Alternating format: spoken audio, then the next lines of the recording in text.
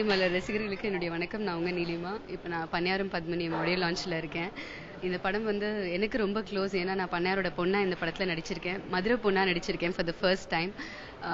ரொம்ப ஸ்பெஷலான ஒரு character. I should thank Arun. He was very confident. And Vijay Sethupathi அவர் தான் வந்து எனக்கு இந்த படத்தை ரெஃபர் பண்ணதே. I thank Sethu, I thank the whole team, my producers. I wish everyone all the very best. Maalai Malar TV நேயர்களுக்கு வணக்கம். நான் சவுந்தரராஜா பேசுகிறேன். எங்கள் சத்யம் தேட்டரில் வந்து பண்ணையாரும் பத்மினியும் ஆடியோ லான்ச் போயிட்டுருக்கு. நண்பன் விஜய் சேதுபதி தொடர்ந்து பல வெற்றி படங்களை கொடுத்துட்ருக்காரு. இதுவும் அந்த வரிசையில் மிகப்பெரிய ஒரு வெற்றி படமாக அமையும். என்னுடைய இந்த படத்தில் பணியாற்றிய எல்லாத்துக்குமே என்னுடைய வாழ்த்துக்கள் தெரிவிச்சுக்கிறேன். அருணுக்கு என்னோட எஸ்பெஷலி அருண் இந்த படத்தோட இயக்குனர், ஒரு சிறந்த இயக்குனராக வருவார் இந்த படத்துக்கு அப்புறம். எல்லாருக்கும் என்னோட வாழ்த்துக்கள். நன்றி, வணக்கம். எல்லாருக்கும் வணக்கம். நான் உங்களோட ஐஸ்வர்யா. இன்னைக்கு வந்து பன்னியாரும் பத்மினியும் ஆடியோ லான்ச்ல இருக்கும். ரொம்ப எக்ஸைட்டடா இருக்கு, ரொம்ப சந்தோஷமா இருக்கு. இந்த படத்துக்கு வந்து ஜஸ்டின் வந்து இசையமைச்சிருக்காரு அண்ட் டைரக்டர் அருண், கேமரா வந்து கோகுல். அண்ட் இந்த படத்தில் வந்து நான் மலர் அப்படின்ற ஒரு கேரக்டர் ப்ளே பண்ணியிருக்கேன். ஸோ ரொம்ப ரொம்ப ரொம்ப நல்ல character and I'm happy about it. Thank you. மாலை மலர் நேயர்களுக்கு வணக்கம். என் பேர் பாலா. இன்னைக்கு பன்னியாரும் பத்மினியும் படத்தோட audio launch. Director S U அருண்குமாருக்கு ரொம்ப நன்றி. எனக்கு படத்தில் ரொம்ப நல்ல கேரக்டர் கொடுத்துருக்காங்க. அப்புறம் விஜய் சேதுபதி அண்ணன் கூட நடித்தது வந்து உண்மையிலே ரொம்ப பெரிய எக்ஸ்பீரியன்ஸ். அவருக்கு நன்றி. ஜேபி சார், துளசி அம்மா, ஹீரோயின் ஐஸ்வர்யா, படத்தில் நடிச்சது எல்லாருமே ரொம்ப சூப்பராக பண்ணியிருக்காங்க. முக்கியமாக ப்ரொடியூசர் கணேஷ் சாருக்கு நன்றி. அப்புறம் இன்னைக்கு ஆடியோ லான்ச்சோட ஹீரோ மியூசிக் டைரக்டர் ஜஸ்டின் பிரபாகரனுக்கு வாழ்த்துக்கள். அவர் பாட்டெல்லாம் கிளப்பியிருக்காப்புல. ஒவ்வொரு பாட்டு ரொம்ப அருமையாக வந்திருக்கு. எல்லாருக்குமே பிடிக்கும் அந்த பாட்டு, எல்லா விதமான ஆடியன்ஸுக்குமே பிடிக்கும் அந்த பாட்டு. அவர் பாட்டுக்கு மியூசிக் போட்டது இல்லாமல் பாடவும் செஞ்சுருக்காப்புல, அதுவும் ரொம்ப நல்லா வந்திருக்கு. பேக்ரவுண்டு மியூசிக் ரொம்ப பிரமாதமாக வந்திருக்கு. ஓவரால் அந்த படத்தில் வந்து ஜஸ்டின் பிரபாகர் பெரிய பேர் கிடைக்கும். படத்தை பாருங்கள், பாட்டை கேளுங்க. அப்புறம் படத்தில் என்னோட கேரக்டர் வந்து பண்ணையார் வீட்டில் வேலை பார்க்குற பையன். நான் தான் படத்தில் காமெடியெல்லாம் பண்ணியிருக்கேன். காமெடி நல்லா வந்திருக்கு, நீங்கள் தான் பார்த்து சொல்லணும். நன்றி, வணக்கம். இந்த படத்தோட நடிகர், ஒரு நடிகர் என்றவர் இப்படித்தான் இருக்கணுன்றதை உடச்செறிஞ்சிட்டு இப்படியும் இருக்கலாம் அப்படின்றத ப்ரூவ் பண்ண ஒரு இளம் நடிகர் விஜய் சேதுபதி. உங்களை பார்த்து நீங்கள் ஐடென்டிஃபை பண்ணிக்கிற ஒரு கேரக்டராக இருக்கார். அதனால தான் அவருக்கு வெற்றி. அப்படியே மாறிட்ட மகனே ஒன்று காணாமல் போய் பண்ணிடுவாங்க. நிறைய ஹீரோக்கள் அரிதாரம் பூசின உடனே ஒரு 2 படம் வெற்றிக்கு பின்னாடி சினிமாவை கண்டுபிடிச்சவங்க மாதிரியே பேசுவாங்க. நிறைய இயக்குனர்கள் கூட, மியூசிக் டைரக்டர் காத்தடிச்சா பறந்துற மாதிரியே இருப்பாங்க.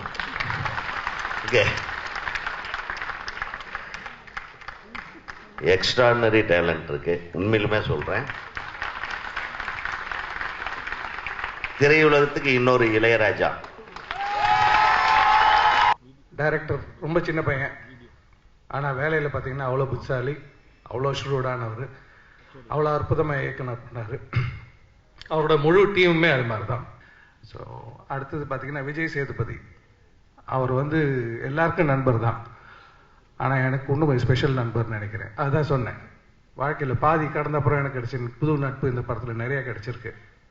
ரொம்ப சந்தோஷமான அனுபவமாக இருக்கும், எப்பயுமே என் கூட இருக்கும். முதல்ல இந்த படத்தை நான் வந்து யூடியூப்ல பார்த்துக்கிட்டு இருக்கும் பொழுது பட்டினிக்கும் பண்ணையாரும்னு எப்படி ஒரு பேர் வைக்க முடியும் அப்படின்னு நினைச்சு அந்த படத்தை பார்த்தேன். அதுல வந்து சரவணன் வந்து கதாநாயகன் நடிச்சிருந்தாரு.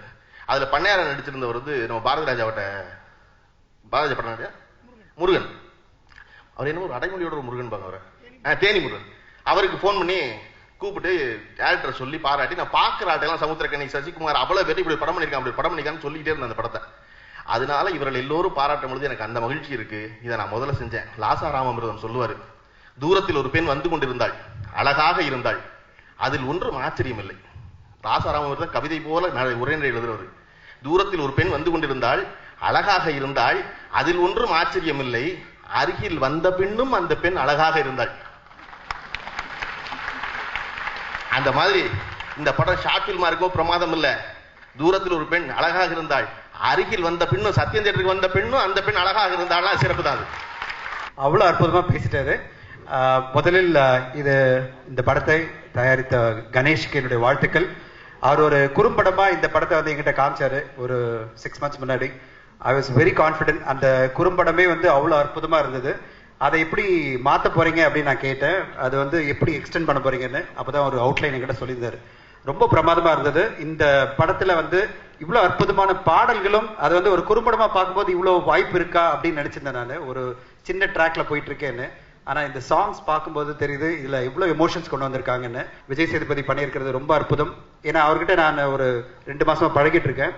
நான் அவர்கிட்ட பாக்குற ஒரு விஷயம், சர்ப்ரைஸான விஷயம் தான், எனக்கு ஹீரோயிசம் வேண்டாம், எனக்கு நல்ல கதையில நான் இருக்கணும்னு ஆசைப்படுறது தான் எனக்கு ரொம்ப ஆச்சரியமா இருக்கு. அதாவது கண்டினியூஸா ஹிட் கொடுத்த பிறகும் இன்னைக்கு அந்த ஹீரோக்கு இருக்கிற ஒரே எண்ணம் என்னன்னா, என்ன மட்டும் போக்கஸா படம் வேணாம் சார் அப்படின்றாரு. சமீபத்தில் ஒரு கதை வந்து சொன்ன போது நான் அதான் ஒரு ஃபீட்பேக் கொடுத்தேன். என்ன சார் உங்களை போக்கஸா இல்லையே கம்ப்ளீட்டா அப்படின்னா, இல்ல சார் நல்ல கதை அது பாருங்க நீங்க அப்படின்னு சொல்லியிருந்தாரு. ஸோ இது வந்து ஒரு நல்ல மனசு தான். இது கண்டினியூஸா உங்க மனசு இருக்கணும். நல்ல கதையில நானும் இருக்கணும்னு நினைக்கிறது வந்து ஒரு மிகப்பெரிய பிளஸ் அந்த கதைக்கு.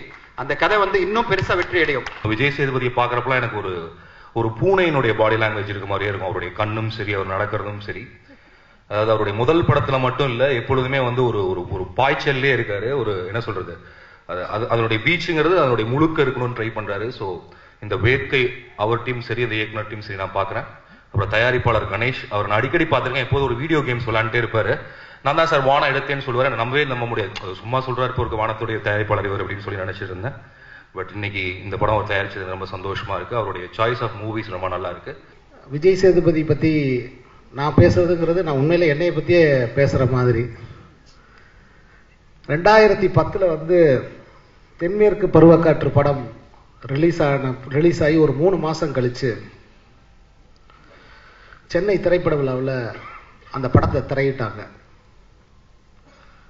அப்படி திரையிட்டு நான் பேசும்போது அங்கே மேடையில் நின்ற கலைஞர்களுக்கு பின்னாடி ரொம்ப கூச்சத்தோட பின்னாடி நின்றுட்டு இருந்த விஜய் சேதுபதியை கையை பிடிச்சி நான் முன்னாடி இழுத்து அந்த அரங்கத்தில் நிறைய மாணவர்கள் இருந்தாங்க. அப்போதான் அந்த படத்தை பார்த்து முடிச்சிருக்காங்க, தென்மேற்கு பருவக்காற்று படத்தை.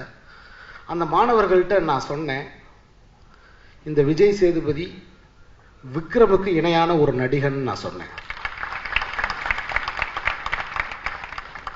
அப்ப என்னுடைய குரல் ரொம்ப சிறிய குரலா இருந்தனால அது யாருக்குமே கேட்கல, அது யாருமே பொருட்படுத்தல. இன்னொன்று நான் ஜோசியமும் சொல்லல. பெரிய தேங்க்ஸ் விஜய் சேதுபதிக்கு. ஏன்னா விஜய் சேதுபதி இல்லைன்னா இந்த படம் இந்த அளவுக்கு வந்திருக்காது. அவ்வளோ பெரிய பேக் போனாக இருந்தார். பெரிய சப்போர்ட், ரொம்ப நல்லா பெர்ஃபார்ம் பண்ணிருக்காரு. ஒரு ஹீரோ தன்மை இல்லாத ஒரு ஆள். பெருசாக நான் யார்ட்டையும் ஒர்க் பண்ணதில்லை, எனக்கு அப்படி தோணுச்சு. அப்புறம் ஜேபி சார், துளசி அம்மா, கூட நடித்தவங்க ஐஸ்வர்யா, நீலிமா, பாலசரவணன் நான் தேங்க்ஸ் சொல்லணும்னு அவசியம் இல்லை. ஏன்னா ஷார்ட் ஃபிலிமில் பண்ணியிருக்கான், அவன் தான் இதில் பண்ணியிருக்கான். அப்புறம் இன்னொரு பெரிய தேங்க்ஸ் வந்து கருப்பண்ணியப்பன் சாருக்கு. ஏன்னா ஃபர்ஸ்ட் ரெகக்னிஷன் எனக்கு வெளியிலேருந்து வந்தது அவர்கிட்ட இருந்து. ஷார்ட் ஃபிலிம் பார்த்துட்டு தேடி பிடிச்சி கால் பண்ணார். ரொம்ப தேங்க்ஸ் சார். இந்த கதை நான் கேட்ட உடனே நான் அருண்கிட்ட சொன்னேன். ஏன்னா ப்ரொடக்ஷன்ஸ் ஆரம்பிக்கிறது இல்லை எப்போ போகிறோம் அப்படின்னு போது நான் அருண்கிட்ட ஒன்று தான் சொன்னேன். அருண், இந்த படம், இந்த கதைக்கு ஒரு எனர்ஜி இருக்கு அருண், நீங்கள் எதை பற்றியுமே கவலைப்படாதீங்க. இந்த கதை அது தன்னால் தனக்கு வேண்டிய ஆட்களை சேர்த்துட்டு சூப்பராக கொண்டு வரும் அப்படின்னு சொன்னேன். அது இன்ன வரைக்கும் நடந்துட்டு நினைக்கிறேன். அந்த முக்கியமாக சொல்லணும்னா JP sir and Thulasi ma'am. ஏன்னா நான் இந்த கதை கேட்கும்போது பண்ணையாராவும் யார் இருக்க போகிறாங்க அப்படின்னு நாங்கள் 2 பேரும் பேசிட்டு இருந்தோம்.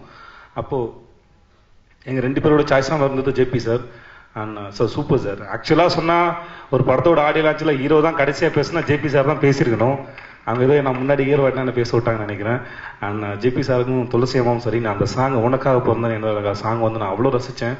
அந்த மாண்டேஜஸ் நான் முக்கியமாக கூகுள்கிட்ட சொல்லணும். ஏன்னா படத்தோட பெரும்பகுதியான சீன் வந்து படத்தில் வீட்டில் நடக்கும். ஆனால் எனக்கு வந்து அது எப்படி அந்த வீட்டுக்குள்ளே அவ்வளோ ஷார்ட்ஸ் வச்சான், எனக்கு போர் அடிக்கவே இல்லை. நான் விஷுவல்ஸ் பார்க்கும்போது அண்ட் கூகுள் அவ்வளோ மெனக்கெட்டிருக்கேன். அண்ட் அவ்வளோ பிரமாதமாக இருந்திருக்கு.